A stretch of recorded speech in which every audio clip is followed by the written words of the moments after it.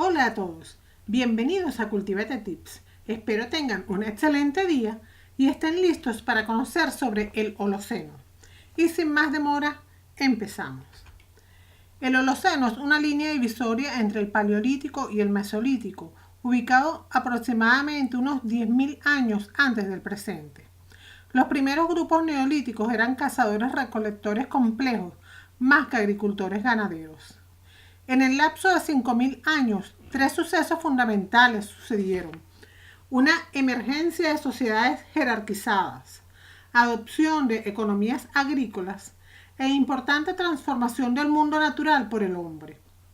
En el Mesolítico se dieron importantes conquistas en lo tecnológico, en los modos de subsistencia y en el arte. El marco medioambiental. Fin de la última glaciación. Los cambios más importantes se dan. En el norte de Europa hay un retroceso glacial. La relación mar-tierra presenta dos procesos. 1. Elevación isostática de la Tierra, antes sumergida por el peso del hielo. 2. Elevación eustática del nivel del mar por derretimiento de los glaciales. Las islas separadas del continente, unos 8.500 años antes del presente. Cambio de vegetación. Surgen paisajes denominados masas arbóreas: pino, avellano, robles, tilos, olmos, alisos. Conforman un bosque mixto característico del periodo posglacial. La fauna posglacial en extinción es el mamut, el rinoceronte lanudo y el ciervo gigante. Aumenta el número de pequeños mamíferos. La característica más importante de los paisajes posglaciales es la fragmentación espacial. La tecnología. Predominancia de útiles líticos. Por ejemplo, el sílex es la materia prima más importante del Mesolítico, aunque también la madera y el hueso. Cuarzo y cuarcita donde no había sílex. Tecnología del laminado. Uso de microlitos semigeneralizado, es decir, pequeñas láminas o segmentos de láminas retocados. Ejemplo de tres grandes culturas. En Escandinavia, la maglemosiense, del 9.500 al 7.600 antes del presente. La congemosiense, del 7.600 al 6.500 antes del presente. Y eterboyense, del 6.500 al 5.200 antes del presente. Tres grandes fases del Mesolítico europeo. La primera, puntas romas oblicuas, por ejemplo, el yacimiento de Starkar. Segunda, industria de lámina estrecha o geométrica en el sur de Francia. Y la tercera es el predominio de rombos y trapecios sobre grandes hojas. Funciones: principalmente puntas y dientes para armas de caza. Otros artefactos lísticos son las hachas y azuelas talladas en sílex, raederas, perforadores y buriles. Hay artefactos de madera, asta y hueso. Se dividen en dos: los que se utilizan directamente con las manos, como las flechas, puntas de lanza, arpones, y los que funcionaban como trampas y estructuras sin necesidad de presencia humana, objetos de cestería. Cerámica. Hay los primeros vestigios en Escandinavia en torno al 5.600 antes del presente, pero especialmente desarrollada en el Neolítico. Últimos cazadores, recolectores, europeos y su nuevo marco medioambiental cambiante. El cambio de temperatura comienza a finales del Pleistoceno. Se produce un retiramiento progresivo de las grandes masas de hielo, en torno a 18.000 a.C. Hace mucho frío. En el 12.700 a.C. se tiene un periodo más cálido. Luego de enfriamiento hasta el 9.600, donde finaliza el Pleistoceno. Se calentó el planeta unos 7 grados centígrados de media en 50 años. Consecuencias de esto: la fauna se extingue, como le pasó a los mamuts y rinocerontes lanudos, o se retira a latitudes más altas buscando lugares más fríos, básicamente lo que le pasó a los renos. Se ha discutido si estas extinciones también se deben al factor humano, y es posible que sea una combinación de ambos. Se cambió la fauna, temperatura y vegetación. En el Holoceno se ha mantenido relativamente estable la temperatura, con unos 5 grados centígrados ya más de frío o más de calor. Subió el nivel del mar debido a que se fundían los glaciares. Dependiendo de la zona, subió hasta 120 o 130 metros. Los niveles del mar pueden cambiar 1 metro su altura en momentos determinados. Solo en torno al 6000, 5000 a.C., el mundo tendrá una geografía como la actual. El caso más paradigmático en Europa puede ser el Mar del Norte y la zona de Doggerland, que era una tierra continental emergida. En Asia ocurrió lo mismo con las islas más occidentales, que estaban unidas al continente, Sundaland. El efecto isostasia es la elevación del continente por la pérdida de la masa de hielo, como en Escandinavia. En el Mesolítico se hallan las primeras aportaciones de navegación, al menos para los ríos y lagos. Con el aumento de la temperatura, las especies arbóreas de clima frío serían sustituidas por vegetales de clima templado, encinas en las zonas más secas y robles y alcornoques en las zonas más frías. Esto se conoce a partir del polen hallado en los registros arqueológicos. Se produjo la sustitución de los bosques boreales por los bosques templados actuales, los cuales generan mucha más biomasa. Es importante para el ser humano.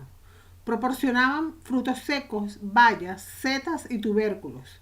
Es una mayor cantidad de alimentos y aumentó sustancialmente la población con respecto al Paleolítico. Incremento y generalización de especies que se pueden cazar como ciervos y jabalíes, convirtiéndose en la principal fuente de alimento para el ser humano. El Sáhara, a finales del Pleistoceno, tenía condiciones más extremas que las actuales, pero el clima ha evolucionado a condiciones más húmedas y templadas. El Sáhara era templado con praderas y estaba muy poblado. Hacia el 2300 a.C., se forma nuevamente un desierto que separa el Mediterráneo del África tropical. Las poblaciones humanas se adaptaron de diversas formas, dependiendo de la zona. Aumentó el número de habitantes. Suelen buscar zonas de lagos, ríos, la costa y, si es posible, en combinación con bosques para tener diversos recursos. Se abandonan las cuevas para hacer poblados abiertos con cabañas. En cultura material e industria lítica, estas sociedades se caracterizan por el uso de microlitos, de tamaño poco mayor que una uña, que tendrán gran importancia en la caza. Siguen siendo grupos móviles dependiendo de la abundancia de los recursos, aunque los territorios serán cada vez de menor tamaño, ya que existirá mayor cantidad de recursos. Esto supuso un gran paso en la sedentarización del ser humano. Los microlitos son instrumentos realizados por la segmentación de láminas, dándoles formas geométricas, trapezoidales, triangulares, rectangulares. Se usan para fabricar útiles. Estarían enmangados sobre soportes de madera o huesos. Sobre todo se harán puntas de flecha y lanzas muy eficientes. Según la región, se encuentran diferentes tipos de microlitos en la cronología de la industria lítica. Hay gran variedad de instrumentos mesolíticos de hueso. Destacan los arpones, anzuelos y azuelas. A partir del Mesolítico se puede atestiguar un importante uso de elementos vegetales para la fabricación de objetos, fibras para anudar. Ejemplo, cesto de mimbre de Hajerov. Se conservan muchos instrumentos por encontrarse en pantanos, gracias a la humedad que los conservaría mejor en el paso del tiempo. En el final del Mesolítico se utilizan vasos de cerámica fabricados a mano y en algunos casos se sabe que eran usados como ollas de cocina. Ejemplo, el vaso de cerámica elterbollense de Trairy-Brick. Se tienen evidencias de cabañas y poblados al aire libre, al estar fabricadas en madera y elementos vegetales que se pudren. Solo se encuentran los agujeros de los postes en el suelo, y viendo cómo se alinean, se puede ver cómo era la planta de las cabañas y su estructuración. Ejemplo, Mount Sandel en Irlanda. Otro ejemplo sería Lepenski Vir en Serbia. Las cabañas muestran suelos mejor fabricados y algunas tienen hogares donde se encendía el fuego. Los suelos eran de empedrado calizo, aunque la estructura seguiría siendo de elementos vegetales. De tecnologías de transporte marítimo se conservan algunos remos y partes de la barca, de 10 metros de altura.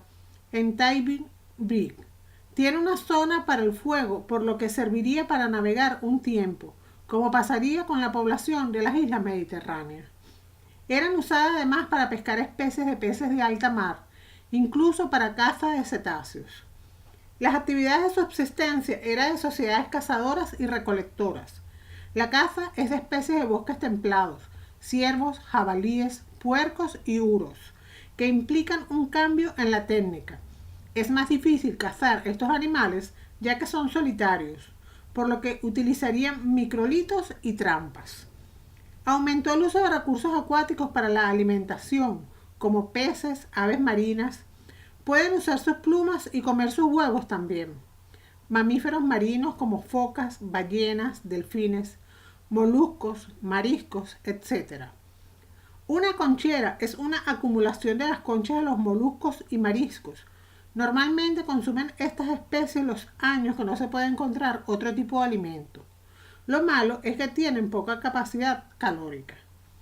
Junto a la caza estarían las especies vegetales y su recolección, proporcionadas por el bosque templado, como frutos secos y bayas. Los más consumidos son las avellanas. Son ricos en azúcares y su capacidad nutritiva es muy alta. Se sabe que quemaban partes del bosque para que los avellanos repoblasen esas zonas. También para que creciera nuevo pasto y los ciervos y jabalíes fuesen a alimentar ahí para poder cazarlos con más facilidad. A lo largo del Mesolítico la población se volvió más sedentaria y como consecuencia de que se queden más tiempo en un sitio, se pueden distinguir diferentes tipos de asentamientos dedicados a actividades concretas, desde la existencia de algún material lítico y pequeñas fosas que se relacionan con los campamentos de caza. Se pueden repetir de año en los mismos lugares estratégicos de caza, y son temporales, y se forman superposiciones, por lo que se hace difícil saber qué pertenece a cada año. También se pueden ver restos de talla donde se trabajó material lítico, zonas de propesado de pieles, zonas de descuartizamiento de presas. El problema es que en ocasiones cazaban más de lo que podían consumir. Solo se llevaban las partes más suculentas del animal. A partir de la fauna se puede averiguar en qué época del año se cazaba el alimento. Ejemplo, Vaengat Nord. En el transcurso del Mesolítico hay un crecimiento en la construcción de viviendas, ya que serán usadas por mayor tiempo. Suelen situarse en el límite de varios ecosistemas que son capaces de producir alimento durante todo el año, por lo que no necesitan moverse del sitio. Los asentamientos más estables suelen encontrarse en tierras bajas y cerca de agua dulce. Población y organización social. Hay un aumento sustancial de la población a consecuencia de una mayor cantidad de alimentos disponibles. Alcanzan un habitante por kilómetro cuadrado. La organización social se deduce de las evidencias arqueológicas y el estudio de los cazadores-recolectores actuales. Se encuentran tres niveles. A. El grupo familiar. Una familia extensa de abuelos a nietos. Es la célula básica y fundamental de la sociedad. B. Agrupación de familias. Reunidos en los asentamientos con mayor tiempo de ocupación, entre 25 y 100 personas. C. Incluye varias agrupaciones. Se relaciona por visitas regulares a un lugar determinado una vez al año. Es un mecanismo de intercambio de bienes, intercambios matrimoniales. Aparecen necrópolis en el Mesolítico europeo. Los enterramientos se realizan en un mismo espacio y básicamente las principales evidencias de este fenómeno se encuentran en la fachada atlántica europea, que es donde eran poblaciones más sedentarias. Pueden reclamar y explotar un territorio si sus antepasados están enterrados en los mismos. Algunos de los más conocidos son de finales del Mesolítico en Bretaña, como en Tebiec, Francia, conocido en el siglo XIX, con muchos enterramientos con ajuares como conchas, collares, algunos cubiertos con astas de ciervos. Aunque no todos tenían adornos, se especula la jerarquización de las sociedades. En los cementerios de necrópolis se pueden encontrar unas 200 tumbas. Como ejemplo de ello está la tumba de Skeidholm en Suecia y la tumba de Bekdaeb, que contiene a la mujer de Gonje Husved. A finales de la década de 1980, en la colonia de Gonje Husved, en Beckback, al norte de Nueva Zelanda, los arqueólogos encontraron varias tumbas del periodo mesolítico, con restos tanto de niños, adultos y animales que fueron enterrados alrededor de 5000 años antes de Cristo y se encontraban en muy buen estado de conservación. Entre ellas merece especial atención la que sería conocida como la tumba de la mujer de Gonge Husbeck. En ella se encontraban los esqueletos de una mujer de unos 40 años y de un niño de 3 años de edad. Ambos esqueletos habían sido rociados con ocre rojo, posiblemente como parte de un ritual, y junto a ellos se encontraban amuletos hechos con huesos de ciervo y coso, así como de jabalíes, alces, osos y bisontes. La parte posterior de la cabeza de la mujer muestra que fue golpeada con un objeto contundente que no llegó a provocarle la muerte e incluso sobrevivió a él, dado que se apreciaba que la herida había sanado, aunque es probable que el golpe le hubiera producido algún tipo de lesión cerebral, como pérdida de visión o de la vista. Se desconoce el por qué esta mujer fue tan brutalmente golpeada. Su cabeza estaba cubierta con una gran horquilla de hueso y restos de somormujo, que podrían ser un sombrero de piel de estas aves. Se piensa que tal vez el sombrero pudo servir para ocultar la cicatriz de la base de la cabeza. Paleopatología. Hay individuos que presentan microlitos clavados en sus cuerpos.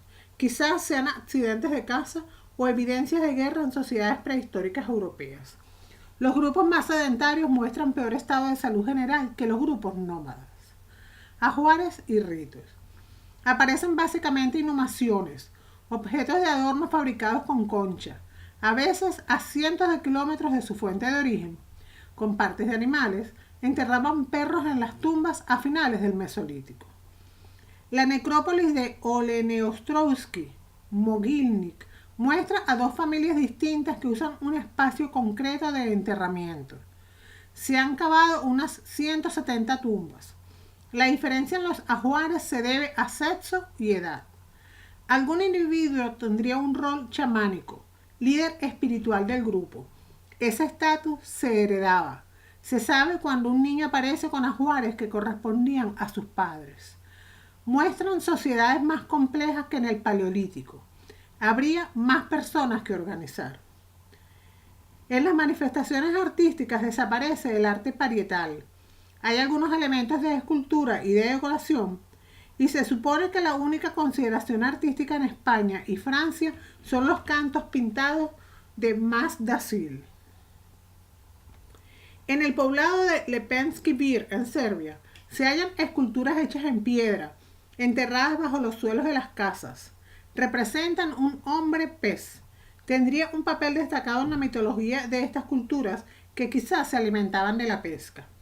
Nos encontramos con instrumentos como astas, cuernos, decorados con animales y vegetales. La estructura social compleja estaba dominada por un culto religioso que probablemente servía para unir y coordinar la actividad de sus miembros.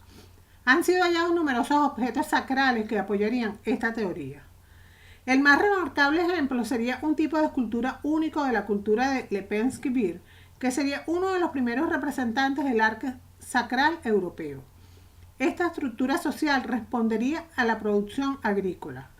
Una vez se tienen productos agrícolas, aumenta la calidad de vida y se modifican los viejos hábitos de vida. El asentamiento está claramente planificado. Todas las casas están construidas siguiendo un patrón geométrico, lo cual denota una arquitectura propia de esta cultura. Es uno de sus mayores logros. A las afueras del yacimiento se encuentra una necrópolis muy elaborada. Las únicas excepciones eran ciertos ancianos que eran enterrados detrás de las chimeneas en las casas, siguiendo un ritual religioso. En 7 asentamientos en torno a Lepenski Bir se han encontrado 136 residencias y edificios sacrales con fechas de entre 6500 y 5500 a.C. La disposición básica del asentamiento consiste en 2 alas principales y una zona central vacía que haría las veces de plaza del pueblo o lugar de encuentro. El asentamiento está dividido radialmente con numerosos caminos, todos tomando el río como eje. La villa alrededor son paralelas a los acantilados circundantes. La base de cada vivienda del asentamiento está construida a modo de triángulo equilátero. en vez de forma redonda o circular, lo que sugiere la importancia de los números para los habitantes del yacimiento. El interior de cada casa incluye una chimenea construida con piedras rectangulares. Las chimeneas se extienden más al fondo para crear pequeñas capillas en la parte posterior de la casa. Siempre estaban decoradas con esculturas talladas en piedra de río que podrían representar a los dioses o a viejos habitantes de la zona. Otro hecho significante es que en el centro de las casas hay una pequeña depresión circular, lo cual podría ser una especie de altar.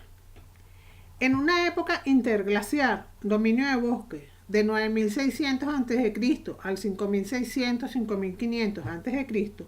en el Mediterráneo, está el yacimiento del epipaleolítico y el mesolítico de la península ibérica.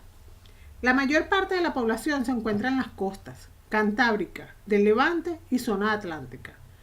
La península ibérica se suele dividir en dos partes diferenciadas. Primera, es el epipaleolítico, de 9600 al 7000 a.C.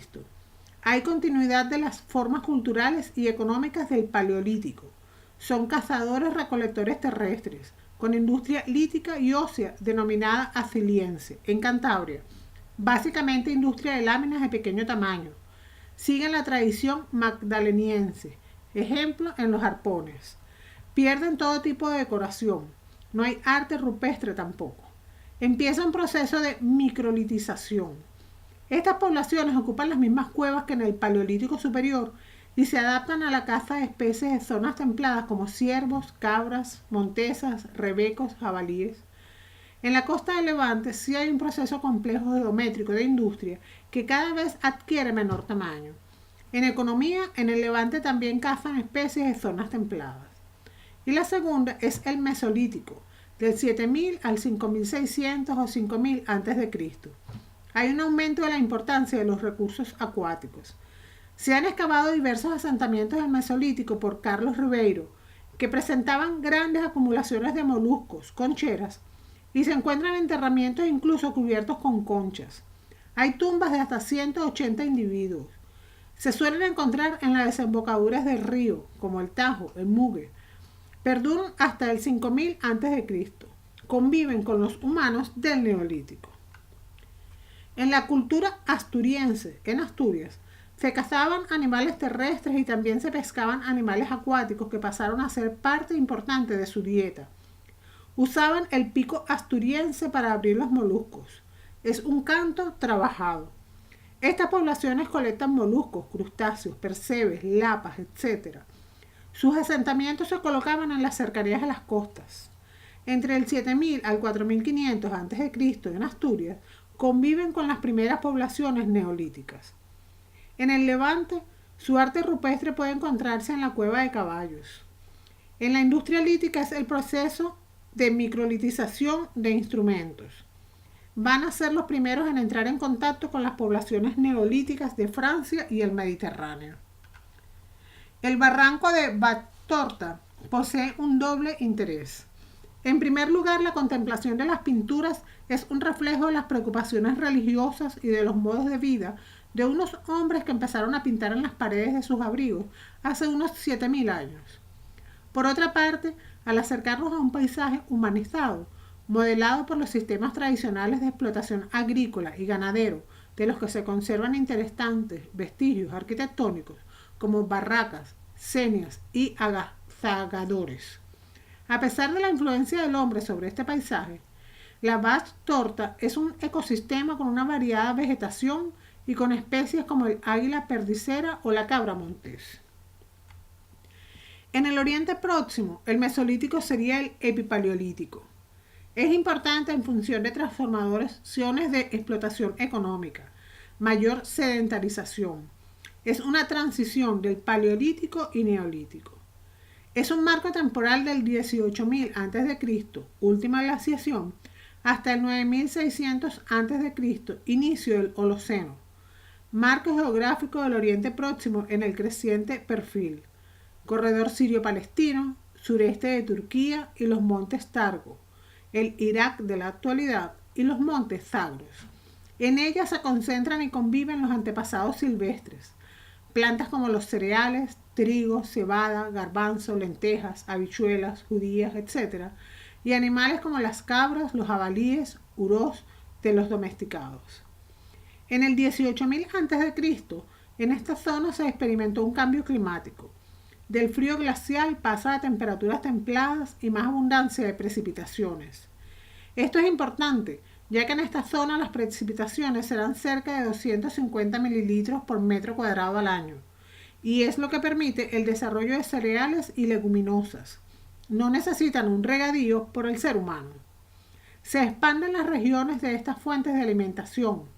Las poblaciones humanas se quedarán donde hay más alimento, y esta etapa de bonanza sufrió una crisis entre el 12.000 a.C. y el 9.600 a.C., a condiciones más frías y secas. Desde el punto de vista tecnológico hubo una creciente microlitización. Desde el punto de vista económico, de la caza se observan dos estrategias diferenciadas. En algunas las poblaciones se especializaron en determinadas especies como la gacela, y se observa una revolución del amplio espectro. Según Ken Flannery, cazan todo lo disponible en el territorio, y así empieza a tomar importancia la caza de especies pequeñas, como conejos, liebres, aves, anfibios y reptiles, y recursos acuáticos entre los peces y moluscos. En la recolección de cereales y legumbres, mientras estén secos, pueden conservarse por largos periodos de tiempo. Esta dependencia tendrá otra derivada, el descenso del movimiento por el territorio. Las mujeres pueden tener más hijos y se acorta la distancia entre partos. Estas poblaciones se empiezan a diferenciar de las europeas y llevará al surgimiento del neolítico. Se distinguen dos etapas en el epipaleolítico. La primera, la quevadiense, de 22.000 a 13.000 años antes de Cristo. Es cuando se inicia el proceso de sedentarización de asentamientos en la zona. Comienzan a almacenar el alimento. Se encuentran los primeros silos para guardar las legumbres. Ejemplo, Ojalo II, en Israel, en donde hay huellas de caballas, almacenes, se documenta la caza y la pesca de amplio espectro. Hay las primeras pruebas de que estos alimentos, legumbres y cereales son procesados. Aparecen los molinos y molederas. La caza tendrá mayor peso aún, y los asentamientos solían ser temporales por aprovechamiento de recursos. Nef David, en Israel, presenta un asentamiento. Hay una piedra como moledero. La industria lítica es el tránsito a la microlitización. Junto al asentamiento hay enterramientos. Incita al surgimiento de la necrópolis. Y la segunda es la natufiense, del 13.000 al 9.600 a.C. Se desarrolló entre los montes Sagros hasta el Sinaí. Se caracteriza por pequeñas láminas de sílex con un brillo diferente, con microlitos que se usaban para sesgar. Se generalizan los molinos, morteros y moliendas. Con poblaciones sedentarias de mayor tamaño, con zócalos de piedra en las viviendas, hogares y molinos de piedra. Son hábitats permanentes o semipermanentes. Se calcula que con 200 a 300 personas. Asociados a los poblados hay enterramientos de más de 100 personas a los alrededores de las necrópolis, en posición fetal y con adornos que llevasen en vida, fabricados con conchas normales del Mar Rojo. Recorrerían miles de kilómetros. La organización social estaba estructurada a partir del parentesco. Ejemplo, tumba del chamán en Ilazón Tachiti, en Israel. Es una inhumación femenina en posición fetal, rodeada con caparazones de tortuga, un ala de águila sobre el cuerpo y una pata de jabalí. Hay indicios de que comienzan a diferenciarse socialmente. En las tumbas se hace la remoción del cráneo. Se saca el cráneo del difunto después de un tiempo y se entierra en otro lugar. La última glaciación les llevará a una crisis alimentaria. Hemos llegado al final de la explicación. Espero les haya gustado. No olvides suscribirte a Cultívate Tips si aún no lo haces. Darle al botón de me gusta si te ayude a conocer mejor este tema. Y puedes dejar tus dudas y comentarios sobre el video en la sección de comentarios. Además, ahora puedes seguirme en mis redes sociales de Cultívate Tips. Que tengas un lindo día. Adiós.